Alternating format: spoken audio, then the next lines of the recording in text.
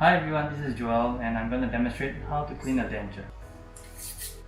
Use a denture cleansing tablet into warm water, not hot, and soak the denture in for 3 to 5 minutes.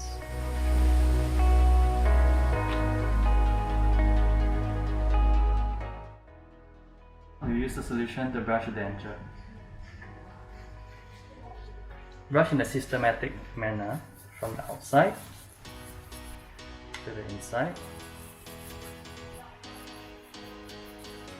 the palate.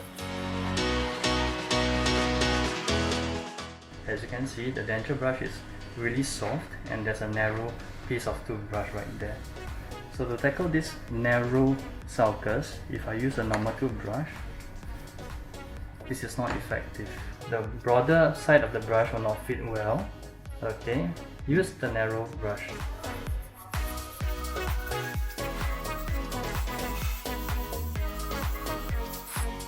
Good.